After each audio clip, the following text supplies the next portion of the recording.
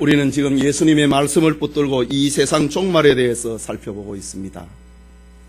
예수님은 예루살렘 멸망이라고 하는 역사적인 사건을 말씀을 하시면서 이 세상 종말에 대해서 들려주셨습니다. 예루살렘의 멸망이 이스라엘 사람들의 하나님 불신과 그리스도를 믿지 않은 것에 대한 심판이라면 장차 있을 이 세상의 종말은 온 인류가 하나님을 불신하고 그리스도를 거절한 것에 대한 심판이라고 하는 말씀입니다.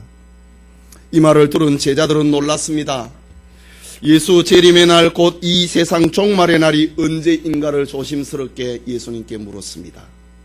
그러자 예수님은 제자들에게 그 날과 그 시에 대해서는 말씀하지 않으시고 많은 징조들로 가지고 저들을 깨우쳐 주었습니다. 만약에 제자들에게 그 시와 그 날을 알려주셨다면 그것은 방종과 더불어 견딜 수 없는 고통이 되어버리고 말 것입니다. 종말의 날이 먼 미래에 있다면 사람들은 그날을 자신과 관계없는 것으로 생각하고 방탕하며 방종하며 살게 될 것입니다. 반대로 종말의 날이 임박하다면 사람들은 모든 생산적인 활동을 중단을 해버리고 혼란과 무질서에 빠져버리고 말 것입니다. 예수님께서는 인류의 방종도 인류의 공포와 혼란도 원치 않으셨습니다. 그리고 온 인류가 종말의 경고를 가슴에 새기고 그날을 예비하며 모두가 구원에 이르기를 원하시는 것이 주님의 뜻이었습니다.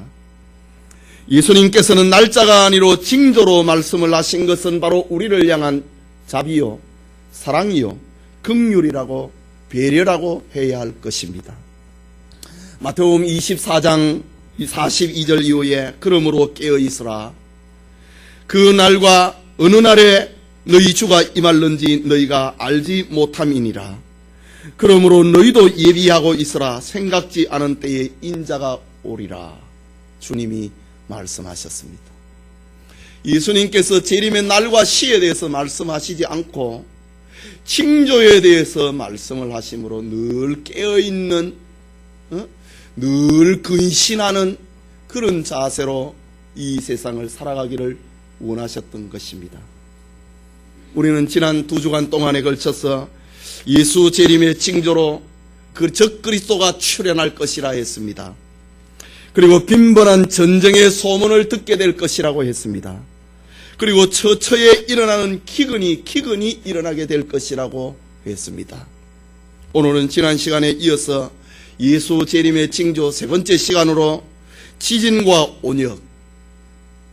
온역은 전염병이라는 말인데 지진과 전염병에 대해서 하나님의 말씀 받고자 합니다. 주의 말씀을 받는 우리에게 깨닫는 은혜와 주께서 주시는 은혜가 있기를 소원합니다. 먼저 처처에서 일어나는 지진의 소문을 듣게 될 것이라 했습니다. 본문 읽은 7절과 8절 말씀을 다시 보면은 7절 후반부에 처처의 기근과 지진이 있으리니 이 모든 것이 재난의 시작이니라 말씀합니다. 1세기의 유명한 유대 역사가 요세푸스의 기록에 의하면은 예루살렘 멸망을 전후해서 여러 지역에서 예루살렘을 중심으로 여러 지역에서 지진의 활동이 있었음을 기록을 하고 있습니다. 로마의 지진, 라오디기아의 지진, 히에라볼리의 지진, 그리고 골로새의 도시에 대한 지진으로 많은 피해를 입었다고 1세기의 역사가 요세푸스는 그렇게 기록합니다. 그리고 당시에 가장 유명한 재앙은 AD 63년에 발생한 폼페이의 화산 폭발과 지진입니다. 우리가 폼페이의 최후의 날은 베스비우스 화산이 폭발을 해서 폼페이우스가 도시가 1m 이상 화산재로 잠겨버렸던 78년에 일어난 그것만 기억을 합니다. 그러나 폼페이가 멸망하기 전에 예루살렘이 멸망하기 전에 그 징조로 63년에 폼페이에 이미 큰 지진과 화산 폭발이 있었습니다. 과학적으로 지진이라고 하는 것은 지구 내부에서 발생한 충격에 의해서 지각이 변동하는 현상이다 라고 사전적인 의미로서는 그렇게 정의하고 있습니다. 지진의 원인은 단층의 활동과 지하 동굴이 붕괴가 되고 화산이 폭발하고 마그마의 이동 등으로서 지진이 발생을 한다라고 말합니다. 그리고 오늘날 과학적인 규명한 비에 의하면은 우리가 살고 있는 이 온 세상이 다 지진대에 속해 있다라고 합니다. 일본이 자주 지진이 일어나서 일본은 대륙에 판이 겹치는 그 지역에 위치하고 있기 때문에 일본의 지진이 많이 일어난다고 하지만은 우리나라도 역시 지진대에서 벗어나지 않는 것입니다. 우리 고대의 역사 가운데 9세기에 멸망을 한 발해의 역사를 우리가 잘 모릅니다. 고구려가 멸망을 하고 대조영이 세운 나라가 발해 아닙니까? 그러나 그 발해가 멸망한 것에 대해서는 우리가 잘 모릅니다. 그러나 역사학자들에 의하면은 그 당시에 백두산이 폭발을 해서 발해를 멸망시켰다, 이렇게 주장을 하고 있는 학설이 있습니다.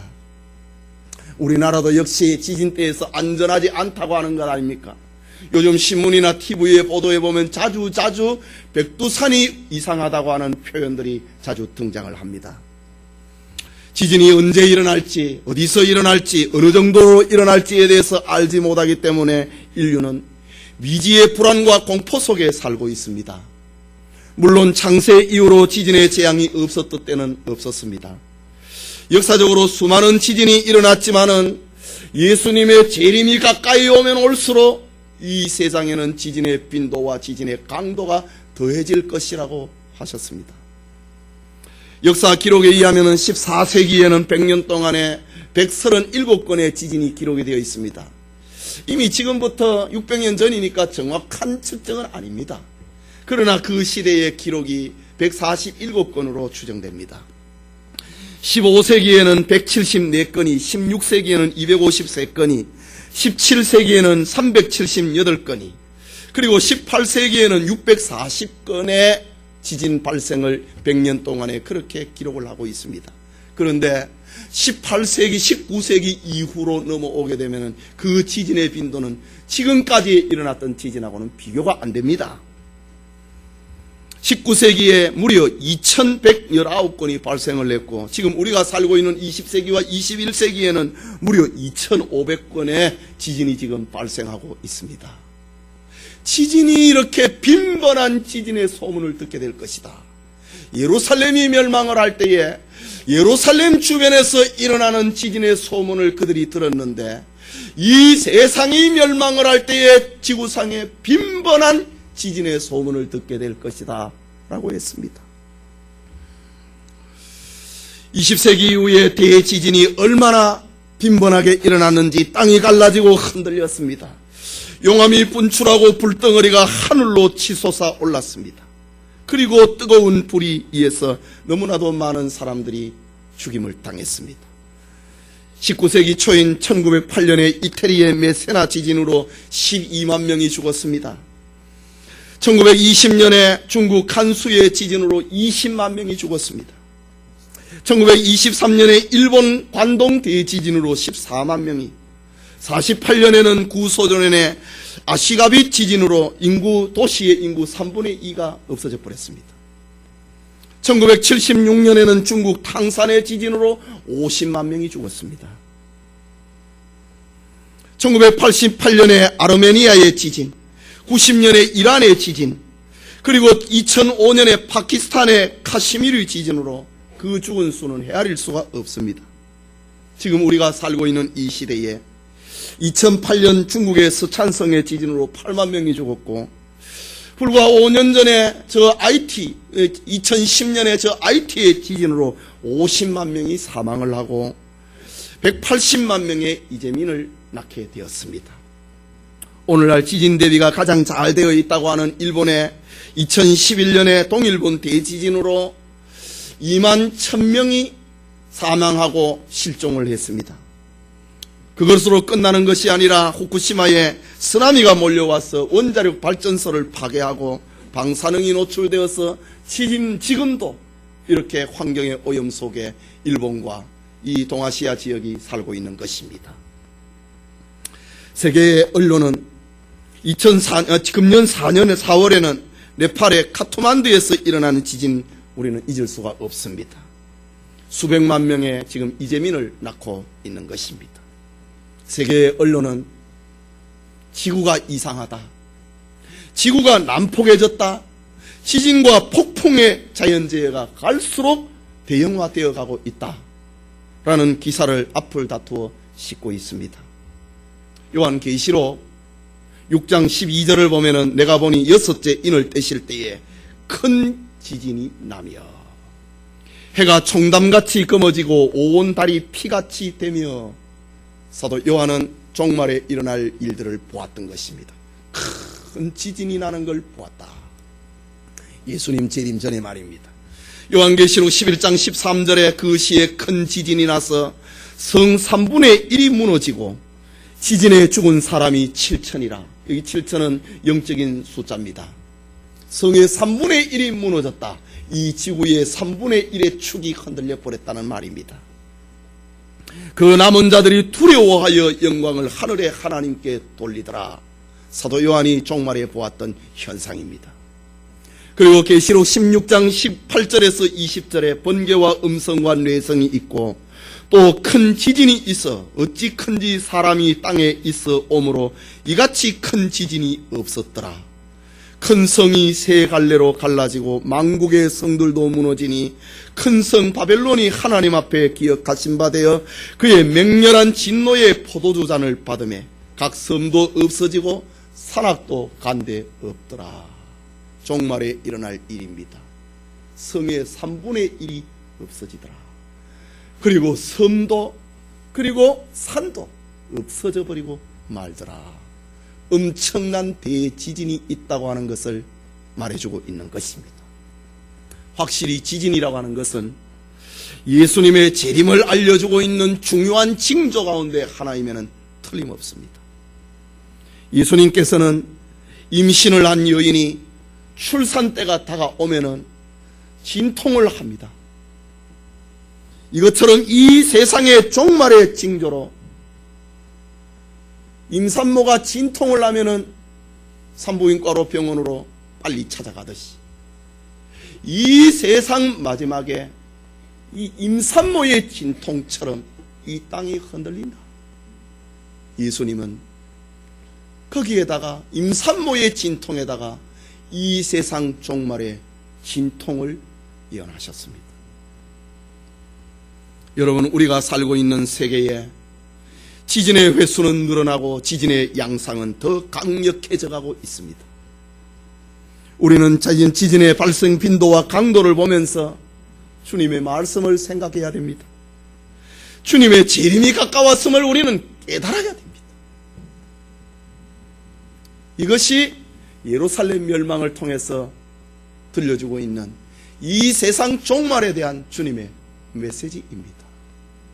이미 우리는 예루살렘의 멸망을 과거적인 사건으로 기억합니다. 이 과거적인 사건을 가지고 앞으로 이보다 더한 일이 일어날 것이다. 과거적인 사건 예루살렘의 멸망은 저 예루살렘을 중심으로 일어났던 재앙이라면 이 세상 종말에는 처처의 지진의 소문을 듣게 될 것이다. 주의 말씀입니다. 깨닫는 은혜 있기를 바랍니다. 그 다음으로 생각하고자 하는 것은 처처의 온역이 있습니다. 전염병이 발생할 것이다. 예수님이 말씀입니다. 다시 보면 7절과 8절을 보면은 민족이 민족을 나라가 나라를 대적하여 일어나겠고 처처의 기진과 지진이 있으리니 이 모든 것이 재난의 시작이니라. 오늘 이 말씀에는 온역이라고 하는 전염병이라고 하는 말이 빠져 있습니다. 그러나 헬라어 원문에는 전염병이라고 하는 헬라말 로이모스라고 하는 말이 들어 있습니다. 그리고 오늘 본문을 병행해서 기록을 하고 있는 누가복음 21장 11절에는 처처에 큰 지진과 기근과 온역이 있겠고 예수님의 말씀을 의사 누가는 정확하게 온역, 의사기 때문에 질병에 대해서 정확하게 누가는 기록을 해놓고 있습니다.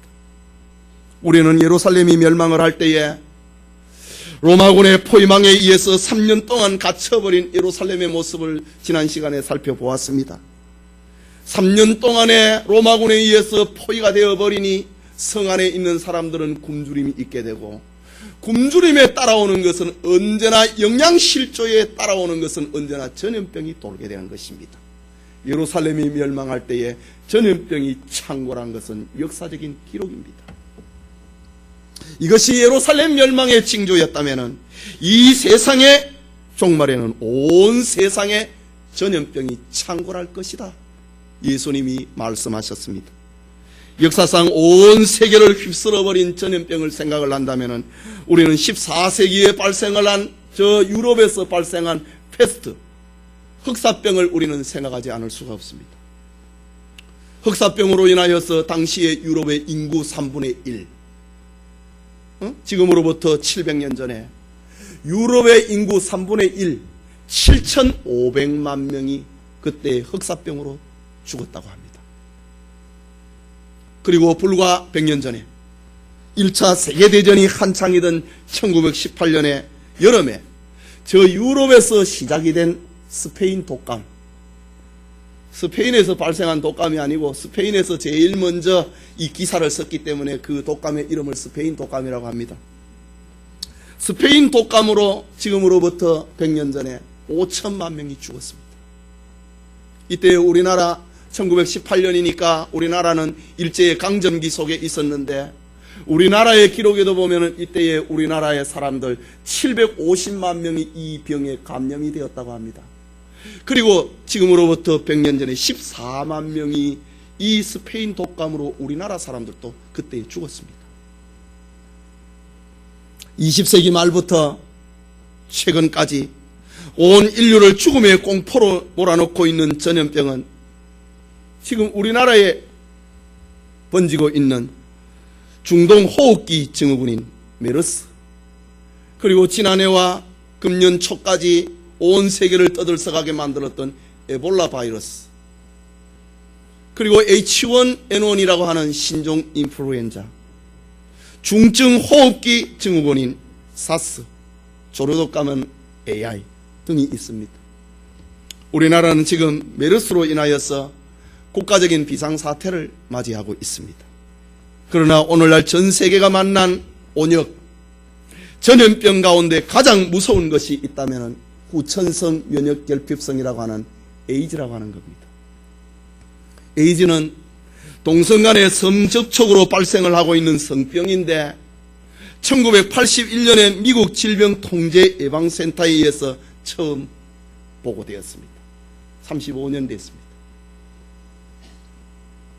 그런데 지난 30년 동안에 무려 3,600만 명이 에이즈로 죽었습니다. 지금 에이즈로 사망하는 사람은 매년 200만 명이 됩니다. 현재 진행형입니다. 그러나 에이즈에 대해서는 덤덤합니다. 메르스에 대해서는 난립니다.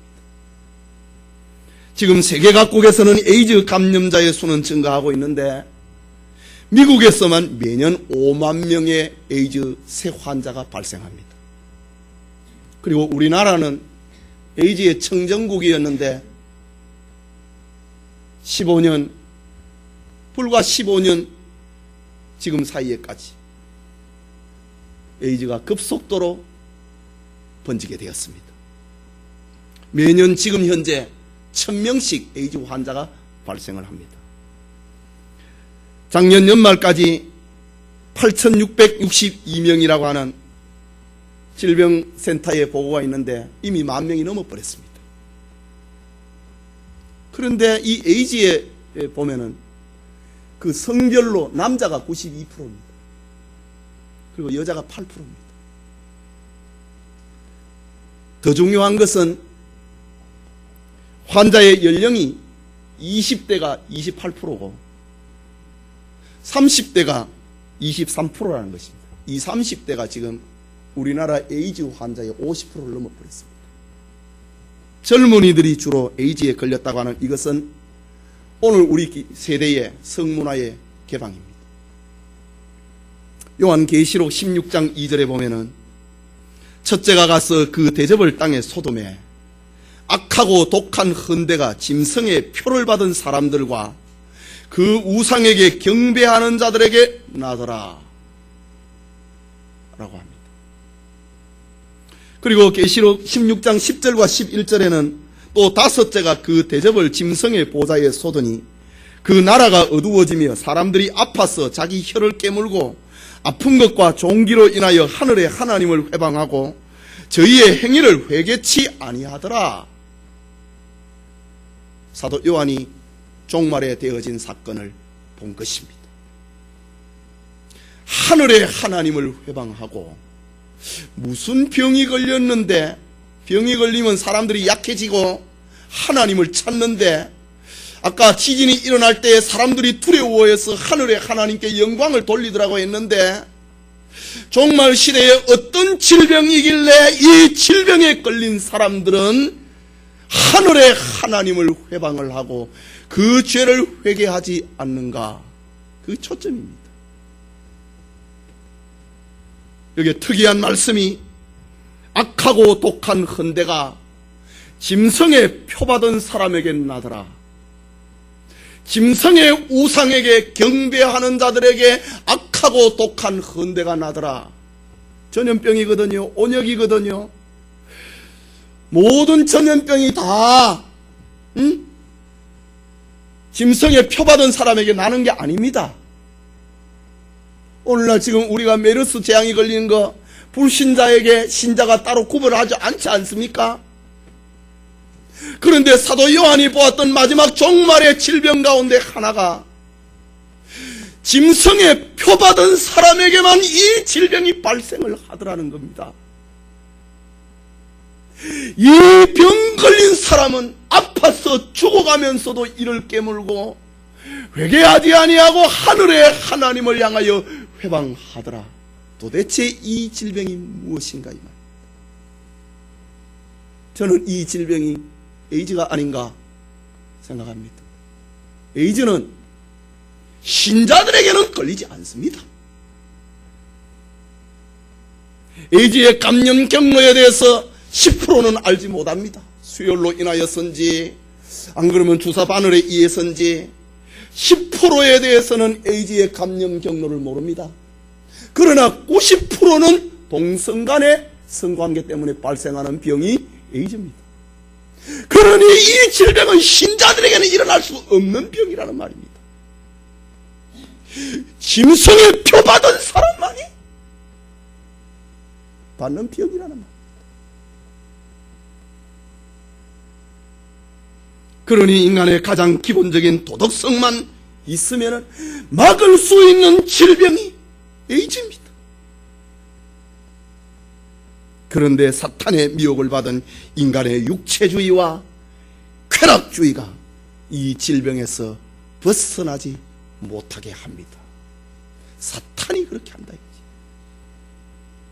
다시 말하자면 종말 시대에는 기본적인 도덕성도 사라져버리는 성병이 창궐하게 될 것이라고 하는 메시지입니다. 짐승의 표받은 사람에게 독한 헌대가 창궐하더라. 아파 죽으면서도 회개하지 아니하고 하늘의 하나님을 향하여 회방하더라.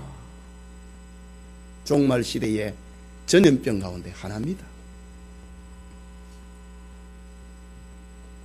우리가 살고 있는 대한민국에 벌어지고 있는, 지금 벌어지고 있는 엄청난 죄악과 사탄의 음모를 말하지 않을 수가 없습니다. 오늘 한국교회는 오늘을 이런 에이즈를 예방을 하는 그 메시지를 전하자라고 하는 날이 오늘입니다. 금년 6월 9일 날 동성애자들의 축제인 퀘어 축제 및 알몸 카퍼레이드가 서울 도심에서 6월 9일부터 이달 초부터 시작이 됐습니다. 그리고 오늘 11시에 지금이네요. 동성애 축제의 하이라이트인 퀘어 퍼레이드가 서울시청 앞 광장에서 지금 벌어지고 있습니다. 10만 명을 목표하고 있습니다. 지금 각국에서 사절단이 와가지고 잘하고 있다고 박수를 치고 있습니다. 이것은 하나님의 창조 원리와 인간의 기본적인 성가치관을 뿌리채 뽑고 흔드는 사탄의 축제입니다. 지난 9일에 문화행사라고 하는 이름으로 개막을 한 퀘어 축제에 서울시 인권위원장이 개막사를 했습니다. 동성애를 반대하는 단체를 혐오 세력이라 지칭을 하면서 동성애를 반대하는 것은 표현의 자유가 아니고 또한 성소수자들을 인간으로서의 존엄성을 짓밟고 차별을 정당화하는 폭력이며 범죄다라고 했습니다. 여러분, 동성애자 반대하는 단체가 어디입니까? 교회입니다. 교회를 가리켜서 혐오 세력이다. 인간의 존엄성을 짓밟고 차별을 정당화하는 폭력이고 범죄 집단이다. 서울시 인권위원장이 그렇게 말로 했습니다. 여러분, 지금 세계는 동성애를 합법화하는 사탄의 바람이 지금 강력하게 불고 있습니다. 여러분, 세상이 어떻게 이렇게 한꺼번에 바람이 맞느냐 이거지요. 그 가운데 하나가 모든 사람들이 다 들고 있는 스마트폰이 한 역할을 하고 있지 않나 싶습니다. 온 세계를 SNS로 하나로 묶어버렸습니다. 지금. 사탄이 그렇게 하고 있습니다. 그런데 우리 스마트폰 없으면 못 삽니다. 은행 거래도 못하니까. 그런데 사탄이 그걸 활용을 한다 이지. 2011년에 지금부터 4년 전입니다. 국제연합인권위원회가 차별금지와 권익보호에 대한 결의안을 채택을 했습니다. 5년 전입니다. 4년 전입니다. 동성애를 합법화하자. 4년 전에 유엔에서 결정을 했습니다. 그러자 100여 개 국가에서 뒤따르면서 정말 잘한 결정이다. 우리도 따르겠다. 각 나라에서 입법 활동을 지금 하고 있습니다. 반기문 사무총장도 지금 이 법을 적극 지지하고 있습니다. 미국은 지금까지 각 주별로 52개 주인데 각 주별로 동성애 합법법을 만들었습니다. 그런데 지난 금요일 날 6월 25일이지요. 동성애법이 들어가 있는 오바마 케어, 참 좋은 법이 많아요. 오바마 케어에. 그러나 그 안에 교묘하게 동성애자 차별금지법이 그 안에 들어가 있습니다. 지난 25일 날 미국의 법이 미국의 대법원에서 이것이 합법하다 어제 그저께 판결을 해버렸습니다. 그래서 지금 서울시청 앞에서 모이고 있는 동성애자 축제는 지금 축제에 축제를 더해버렸습니다. 지금 세계가 미국을 무시하고 살 수 있습니까? 미국의 경제력을 거부를 하고 살 수 있습니까? 미국은 지금 온 세계의 경제 권력을 가지고 각 나라에서는 동성애법을 합법화하라고 압박을 하고 있습니다. 우리나라에도 2007년에 입법을 시도했습니다. 그러나 기독 신자들이 중심이 되어서 그 법이 제지되었습니다. 그러나 2012년에 다시 민주당의 김한길 의원과 지금 없어져 버린 통진당의 김재현 의원에 의해서 동성애 차별금지법이 국회에 지금 발의가 되어 있습니다. 현재의 국회에 계류 중에 있습니다. 여러분, 이 법이 통과가 되면은 그 결과가 어떻게 되는지 아십니까? 여러분의 학생들, 아이들, 손자, 손녀들이 학교에 가서 동성들이 어떻게 부부 생활을 하는지 그걸 배우게 됩니다. 그거 하지 마라 그러면 그 사람은 고발당합니다.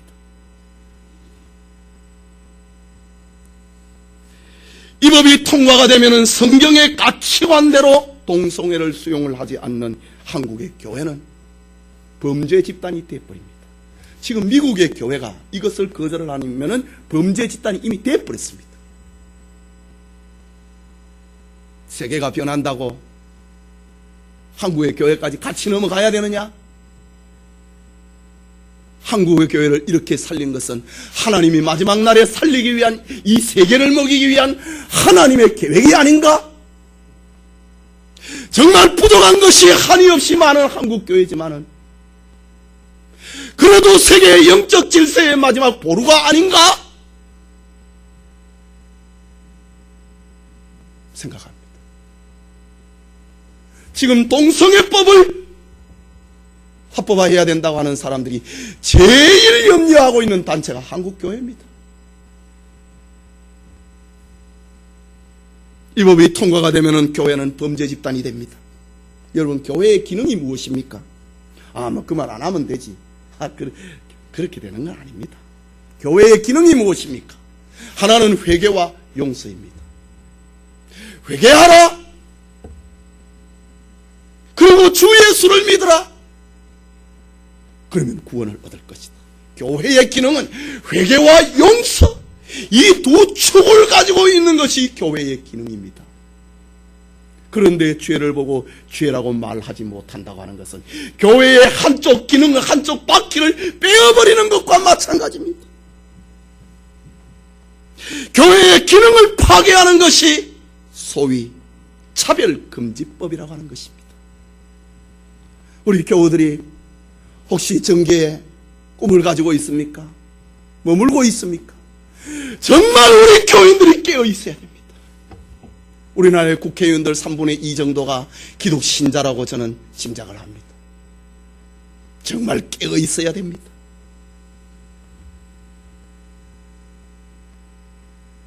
교회의 기능을 파괴하는 것이 차별금지법이고, 그 말이야 얼마나 좋습니까? 정말 차별금지해야지요. 그런데 동성애자를 차별하지 말라 이거지. 그게 핵심입니다. 9가지는 좋은데 하나가 틀렸다 이거지. 이게 사탄의 먹입니다. 사탄의 전술임이 명백하지 않습니까? 이미 지금 동성애 차별금지법이 실행이 되어버린 미국과 유럽의 예를 들어보면 기독교 입양기관에서 동성애자들이 자식을 못 낳지 않습니까? 부부가 됐는데, 남자와 남자, 여자가 여자가 부부가 됐는데 자식을 못 낳는데 자식을 갖고 싶은 거예요. 입양을 하는 겁니다. 유럽과 미국에서 기독교 입양단체에서 동성애자들에게 아이를 입양을 한다. 그 아이의 불행 아니겠습니까? 입양을 거절했다고 하는 이유로 그 입양기관이 폐쇄당하고 말았습니다. 기독교 학교에서는 동성애의 문제점을 교육을 할 수가 없게 돼버리고 맙니다. 오히려 동성들이 어떻게 부부 생활을 하면서 사는가, 그걸 가르쳐야 되는 것이 차별금지법 속에 들어있습니다. 이미 카나다에서, 미국에서, 유럽에서 이 법을 지금 실행을 하고 아이들에게 가르치고 있습니다. 그러나 기성세대들은 동성애에 대해서 거부감을 가지고 있지만 10대와 20대에 대해서는 동성애에 대해 거부감이 없습니다. 어릴 때부터 지금 이 교육을 받고 자라기 때문에 정말 신자들이 깨어 있어야 됩니다. 나 혼자 구원받고 내 자식만 지키면 괜찮지? 아닙니다. 온 세상이 지금 지옥을 향하여 떨어져 가고 있습니다. 동성애 커플에게 호텔을 경영을 하던 미국의 80대 노부부가 동성애 커플이 와서 방을 좀 달라고 했는데 그것을 거절을 했습니다. 그 거절을 한 이유로 인하여서 80대 노부부가 벌금형을 받았습니다. 동성애가 죄라고 말을 했던 목사는 구속이 되었습니다. 지금 미국의 감리교에서는 동성애가 죄라고 말하는 목사를 면직까지 시켜버렸습니다. 교회가, 목사들의 단체인 교회가 동성애는 죄라고 말한 성경의 말씀을, 그 말을 했다고 목사를 제명 면직시켜버렸습니다. 이것이 세상의 흐름입니다. 동성애가 자들에게 주례를 거부했다고 하는 이유로 목사에게 감옥을 가든지 벌금을 내든지 하라고 미국은 판결을 했습니다. 미국 결혼은 다 목사에게 와서 하지 않습니까? 자기 교인이 아니라도 두 사람이 찾아와서 결혼을 하겠다고 하면 목사가 주례를 하는 게 미국입니다. 동성애자 2명이 와서 목사에게 주례를 해달라는 겁니다. 그걸 거부했다고 그래서 감옥과 벌금형이 떨어집니다. 그럼에도 끝까지 동성애 커플을 주례를 거절한 목사에게 법원은 180일에 6개월이지요. 180일의 감옥형과 결혼 주례를 할 때까지 매일 $1,000의 벌금을 매겼습니다. 여러분, 이게 소설이 아니고 현실입니다. 주례 해줄 때까지 매일 $1,000씩 벌금 내라는 거죠. 이거 법입니다. 요한계시록 13장 17절과 18절에 누구든지 이 표를 가진 자 외에는 매매를 못하게 하니 이 표는 곧 짐승의 이름이나 그 이름의 수라. 지혜가 여기 있으니 총명이 있는 자는 그 짐승의 수를 세어보라. 그 수는 사람의 수리 곧 666이라. 이 짐승의 표가 지금 왕래를 하고 있는 세상입니다. 이것이 세상의 영적 흐름입니다. 하나님의 자녀들이 하나님의 말씀대로 살고자 하면은 고통을 받고 계시록에 있는 말씀처럼 매매를 못하게 하는 경제 활동을 하지 못하게 되는 세상. 목사가 동성애를 죄라고 하고 저들의 결혼에 축복 기도를 해주지 않으면 감옥에 가야 되고 있는 현실.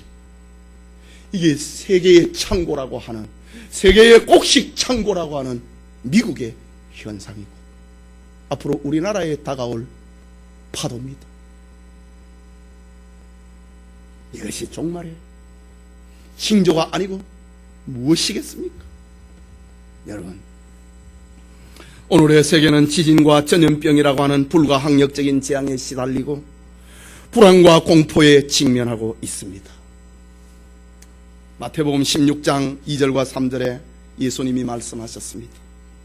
예수께서 대답하여 가라사대 너희가 저녁에 하늘이 붉으면 날이 좋겠다 하고 아침에 하늘이 붉고 흐리면 오늘은 날이 굳겠다 하나니 너희가 천기는 분별할 줄 알면서 이 시대의 표적은 분별할 줄 모르느냐. 주님의 말씀입니다. 우리가 일기예보를 가지고 우산을 가지고 신을 신고 의복을 갖추어 입으면서 이 세상이 돌아가고 있는 이 표적에 대해서는 너희가 알지 못하느냐 탄식하고 계셨던 예수님의 말씀입니다. 예루살렘이 멸망하는 걸 너희들이 왜 모르느냐. 이 세상이 망하는 것을 왜 모르느냐. 우리는 이 시대를 향한 하나님의 표적을, 하나님이 주시는 벽보를 읽을 수 있는 빛의 자녀들이 되어야 됩니다. 노아가 홍수 심판의 벽보를 받았을 때에 그는 방주를 예비하였습니다. 아브라함이 소돔과 고모라에 대한 불심판의 벽보를 들었을 때에 그는 조카를 구원해내야 된다고 하는 그런 가슴이 타올랐습니다. 요셉은 저 애국과 근동 지역에 7년 동안 대기근이 있다고 하는 하나님이 주시는 벽보를 보았을 때에 창고를 예비하고 곡식법을 세움으로 세계와 히브리 민족을 구원해냈던 것입니다. 사도 바울은 이방인 전도자가 되는 선교의 벽보를 읽고 평생은 전도자로 살았던 것입니다. 오늘 우리 역시 이 세상의 종말과 십자가의 벽보를 읽고 해석을 하고 그것을 믿고 증거하는 사람이 되어야 할 것입니다. 여러분, 이 세상의 끝날은 누구에 의해서 지연되거나 포기될 수가 없습니다. 사탄이 아무리 활동을 한다 하더라도 그것은 이 세상의 종말은 하나님의 절대 주권 속에 들어 있습니다.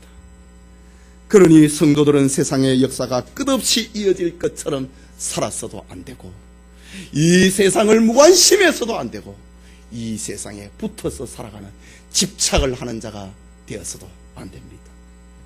우리는 이 세상의 끝날의 징조 앞에서 주님의 말씀을 생각을 하고 주의 재림을 준비하는 삶을 살아야 됩니다. 그것이 바로 예수님은 하나님의 아들이시고 나의 구주이심을 고백을 하면서 사는 것입니다. 그것은 소망 없는 다른 사람들과처럼 낙심하지 않고 슬퍼하지 않고 사는 것입니다. 구원의 생명을 그리고 복음을 전하여서 가족과 이웃을 구원하면서 사는 것입니다. 이것이 주의 재림을 예비하는 것입니다. 일의 결국을 다 들었으니 하나님을 경외하고 그 명령을 지키라. 이것이 사람의 본분이라. 하나님의 일을 하면서 우리의 보물을 하늘에 쌓으면서 살아야 되는 것입니다. 깨어 기도해야 됩니다. 과거에 잘못 믿었다면, 과거에 잘못 살았다면 회개하고 이제부터라도 잘 믿고 하나님 자녀로 살아야 됩니다. 너희는 삼가 두려워 말라. 6절에 있는 말씀이지. 이런 재앙을 보거든 너희는 삼가 두려워 말라. 제자들에게, 성도들에게 주시는 말씀입니다. 왜? 우리를 위해서 주님이 다가오고 있기 때문에, 우리를 새하늘과 새 땅으로 데려가기 위해서 그 징조가 이런 것이니 너희는 삼가 두려워 말라 말씀하셨습니다. 이 하나님의 은혜가 우리 모두에게 함께하기를 소원합니다. 우리 말씀을 받았습니다. 기도합시다. 여러분, 세계가 어떻게 이렇게 한꺼번에 몰락을 하는지 모르겠습니다. 미국이 어떻게 저렇게 돌변을 해버린지 모르겠습니다. 청교도들이 세운 나라가 이렇게 돌변해버렸습니다. 온 세계를 향하여서 경제력을 가지고 사탄의 법을 만들어라고, 이게 지금 공상소설이 아니고 현실이 되어버렸습니다. 그러나 이 동성애법을 제일 반대하고 있는 나라들이 지금 아프리카에 있습니다. 아프리카 사람들은 30년 동안에 2,500만 명이 에이즈로 죽어가는 것을 봤기 때문에 에이즈, 동성애를 합법화하면 안 된다 이거지. 저 우간다의 무사베니 대통령은 오바마가 압박을 하니까 우리가 미국의 원조로 이 나라를 살려내니 하나님의 도움으로 이 나라를 살겠다. 정말 멋진 대통령 아닙니까? 그러면 살아남습니다. 우리도 살아야 되지 않겠습니까? 이런 사탄의 법이 쓰나미처럼 우리에게 몰려오고 있습니다. 그러니 근신하라, 깨어라, 기도하라. 그날과 그 시는 알지 못하리라. 주님이 우리에게 지금 다가오고 있습니다. 큰 지진이 일어날 것이다. 그러나 삼가 너희는 두려워 말라. 온 세상에 전염병이 창궐할 것이다. 그러나 너희는 두려워 말라. 이 세상에서 죽으면 너희들은 천당할 것이고, 순교하면 영광의 면류관을 받을 것이고, 죽지 않고 끝까지 살아남으면 호련히 변화하여 주님과 더불어 영광의 나라에 갈 것이기 때문에 주의 재림은 우리에게는 소망의 날입니다. 영광의 날입니다. 그래서 주님께서 너희는 삼가 두려워 말라. 여러분, 이 믿음을 여러분만 가지고 있어야 되겠습니까? 여러분의 자식과 여러분의 손자들 걱정을 안 합니까? 정말 믿음으로 살아야 됩니다. 우리 같이 기도합시다.